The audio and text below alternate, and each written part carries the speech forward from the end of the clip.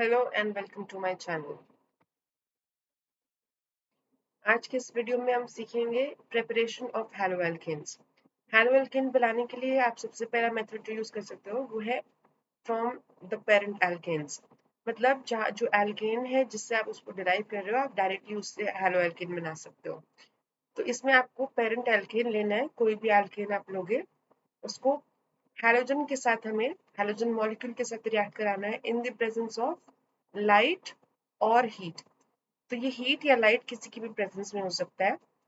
तो यहाँ पर जो एल्केन के हाइड्रोजन है उसकी जगह क्या लग जाएगा, एक हाइड्रोजन एटम, क्योंकि यहाँ पर हमने क्लोरीन लिया है तो क्लोरीन ने हाइड्रोजन को हटा दिया है और साथ में बाय प्रोडक्ट मिलेगा HCl। अब यहाँ पर और भी 3 हाइड्रोजन है जिनको आप हटा के हाइड्रोजन लगा सकते हो। तो अगर यहाँ पर आप इस रिएक्शन को कंटिन्यू करते जाओगे तो एक एक करके सारे हाइड्रोजन्स को सब्स्टिट्यूट कर देंगे। तो आपको इवेंचुअली मल्टीपल सब्स्टिट्यूशंस मिल जाएंगे। तो ये वाले स्टेप में आपको मिला है मोनो सब्स्टिट्यूशन और यहाँ तक आते आते आपका टेट्रा सब्स्टिट्यूशन हो चुका है। दिस इज टेट्रा क्लोरोमीथेन और ये आपका हो गया मोनोक्लोरोमीथेन, मतलब मिथाइल क्लोराइड या फिर क्लोरोमीथेन आप इसको बोलोगे। ठीक है, सो अब अगर यहाँ पर क्या है, चारों हाइड्रोजन एक जैसे हैं, like they are all equivalent. तो यहाँ पर आप किसी भी हाइड्रोजन को कभी भी किसी भी हाइड्रोजन की जगह लगा सकते हो और आपको एक सेम मोनो सब्स्टिट्यूटेड प्रोडक्ट मिलेगा। लेकिन अगर आपके पास more than one type of hydrogen हो, एक से ज्यादा टाइप के हाइड्रोजन होंगे, तो आपको अलग अलग number of mono substituted products जो हैं वो एक से ज्यादा हो सकते हैं और वो सब अलग अलग प्रोडक्ट्स होंगे, वो एक दूसरे के आइसोमर्स हो जाते हैं। फिर जैसे अगर आप ये एग्जांपल देखो ब्यूटेन का, तो इसमें कार्बन 1 और कार्बन 4 इनका केमिकल एनवायरनमेंट सेम है। मतलब ये जिस ग्रुप से और जिस एटम से अटैच्ड है ये भी उसी ग्रुप और उसी एटम से अटैच्ड है।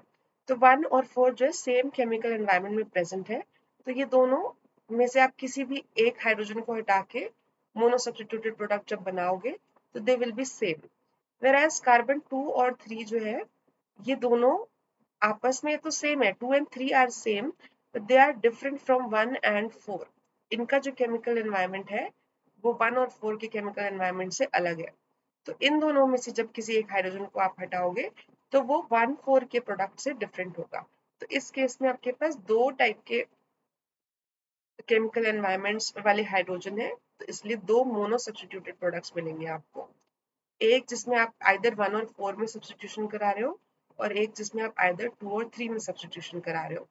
सो इस टाइप का क्वेश्चन आता है कि how many mono substituted derivatives can be obtained from this compound. तब आप मुझे बताइए कि इस कंपाउंड के, दैट इज पेंटेन के, कितने मोनो सब्स्टिट्यूटेड प्रोडक्ट्स मिलेंगे on the basis of chemical environment when you treat it with chlorine and sunlight. तो यहाँ पर कितने सिंगल सब्स्टिट्यूटेड प्रोडक्ट्स मिलेंगे। तो हम आगे बढ़ते हैं अपने नेक्स्ट मेथड पे। तो आप इनको एल्कीन्स से भी बना सकते हो और ये आपने 11th क्लास में भी किया है। एल्कीन्स में जब आप हैलोजन एसिड्स ऐड करते हो तो आपको हेलो एल्कीन्स मिलते हैं। ठीक है, तो अब यहाँ पर आपका आता है, अगर सिमेट्रिकल एल्कीन है तो हाइड्रोजन और हैलोजन किसी भी कार्बन पे जाके अटैच हो जाते हैं। ये डबल बॉन्ड जो है एसिड की प्रेजेंस में ब्रेक करेगा, एक कार्बन पे नेगेटिव चार्ज आ जाएगा, एक पे पॉजिटिव आ जाएगा। हैलोजन जो है it has a negative charge, तो हैलोजन आपका पॉजिटिव कार्बन पे चला जाएगा और नेगेटिव पे आपका हाइड्रोजन अटैच हो जाएगा। तो सिमेट्रिकल के केस में तो कोई प्रॉब्लम नहीं है, बट अगर आप एक अनसिमेट्रिकल एल्कीन लेते हो जैसे प्रोपीन, तो यहाँ पर अब ये दोनों कार्बन्स अलग अलग है, तो जब ये ब्रेक करेगा तो एसिड की प्रेजेंस में किस तरीके से ब्रेक करेगा ये हम मार्कोनिकोव रूल के हिसाब से डिसाइड करते हैं। तो मार्कोनिकोव रूल बोलता है hydrogen goes on the carbon which already has more number of hydrogen atoms, whereas halogen goes to the carbon where there are less number of hydrogens। तो इधर जब आपका प्रोडक्ट बनेगा तो यहाँ CH3CH X and CH3. So this is major product according to the Marconi curves rule.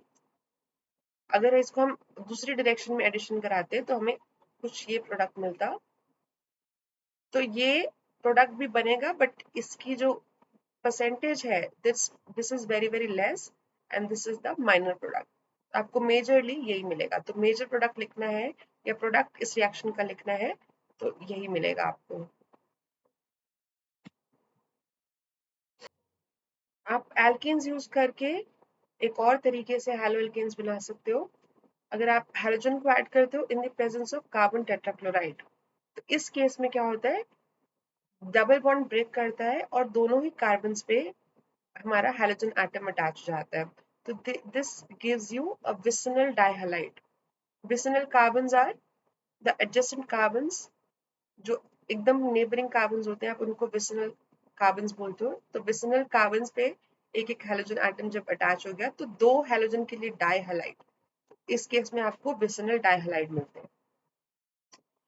आप halogen exchange reaction जैसे अगर आप फ्लोरीन और आयोडीन वाले जो रिएक्शंस हैं या फ्लोरीन और आयोडीन वाले जो हैलो एल्केन्स है वो प्रिपेयर करना चाहते हो, आप उनके लिए हैलोजन एक्सचेंज रिएक्शंस भी यूज कर सकते हो. One of them being Finkelstein reaction. इधर आप कोई अल्काइल हैलाइड या हैलो एल्केन ऑलरेडी जिसमें हैलोजन लगा हुआ है वो लोगे. In the presence of NaOI and acetone यहाँ पे आपने डाला, तो X की जगह, X बीइंग क्लोरीन और ब्रोमीन, उसकी जगह लग जाएगा I. तो यहाँ पर आपको आयोडो एल्केन मिल गया. So this is called as Finkelstein reaction. Finkelstein reaction is one of the named reactions and a very important reaction. फिर आता है आपका Swartz reaction. Swartz reaction में भी हैलोजन एक्सचेंज हो रहा है. इधर आप कोई fluoride salt, transition metal fluoride salt, bromine की जगह यहाँ पर फिर आपको फ्लोरीन मिल जाएगा. सो इसका नाम है स्वार्ट्ज रिएक्शन. ये भी एक इम्पॉर्टेंट रिएक्शन है. अब यहाँ पर आप अल्कोहल एज अ रिएक्टेंट लेके भी हैलो एल्केन्स बना सकते हो. बहुत सारे रिएक्शंस है जहाँ पे अल्कोहल को यूज करके आप हैलो एल्केन्स बनाते हो. इन सब में से सबसे अच्छा मेथड है जब आप यूज करते हो SOCl2, इसको बोलते हैं थायोनाइल क्लोराइड. थायोनाइल क्लोराइड जब आप अल्कोहल में डालोगे, OH की जगह क्लोरीन लग गया है और इसके जो बाय प्रोडक्ट्स है सल्फर डाइऑक्साइड और HCl, ये दोनों ही गैसेस होते हैं. तो इसलिए ये निकल जाते हैं, दे एस्केप आउट, मतलब ये रिएक्शन मिक्सचर में से खुद से ही बाहर निकल जाते हैं. तो आपको प्योरीफाई करने की भी जरूरत नहीं पड़ती, आपको प्योर हैलो एल्केन मिलेगा. तो इस केस में जो यील्ड है रिएक्शन में दैट इज वेरी गुड, मतलब बहुत सही अमाउंट में आपको हैलो एल्केन मिल जाता है और प्योर मिल जाता है, प्योरीफाई करने की भी जरूरत नहीं है. तो इसलिए this is the best method. और यहाँ पर this method is not preferred much. PCl5 के साथ जो रिएक्शन है इसको इतना ज्यादा प्रेफर नहीं किया जाता क्योंकि इसका जो बाय प्रोडक्ट है POCl3, this is little toxic, तो इसलिए आप इसको प्रेफर नहीं करते हो. बाकी यहाँ सब में HCl जिंक क्लोराइड डाला तो फिर से आपको हैलोजन मिल गया यहाँ पर OH की जगह. यहाँ पर OH के साथ ब्रोमीन लगाया, NaBr और H2SO4 डाल के फॉस्फोरस ट्राइहैलाइड से आपको RX और बाय प्रोडक्ट मिलेगा फॉस्फोरिक एसिड. और रेड फॉस्फोरस और हैलोजन डालोगे तो भी आपको मिल जाएगा अल्काइल हैलाइड या हैलो एल्केन. पर अब हम बात करते हैं प्रिपरेशन ऑफ हैलो अरीन्स की. हैलो अरीन्स मतलब बेंजीन पे जब आप हैलोजन को इंट्रोड्यूस कर रहे हो, तो जैसे आपने बेंजीन लिया उसमें आपने हैलोजन मॉलिक्यूल डाला आयरन और डार्क कंडीशंस में, तो कोई ग्रुप यहाँ पर जैसे ये CH3 is an ortho para directing group, तो इसके ऑर्थो पे और पैरा पे आपको हैलोजन मॉलिक्यूल का सब्स्टिट्यूशन मिल जाएगा. Sandmeier's reaction is also again बहुत इंपॉर्टेंट रिएक्शन है. इसमें आप एनिलीन से पहले डाइजोनियम सॉल्ट बनाते हो NaNO2HCl डाल के 273 से 278 केल्विन टेम्परेचर पर. This temperature is very very important.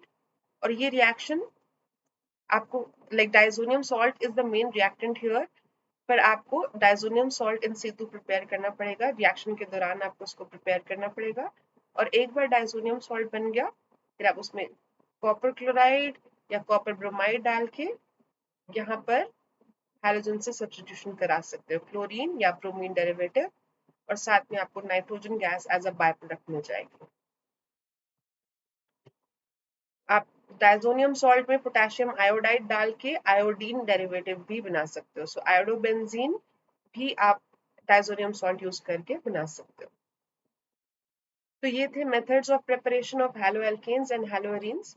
अगर वीडियो अच्छा लगा हो तो सब्सक्राइब करें और वीडियो को लाइक करें। Thank you.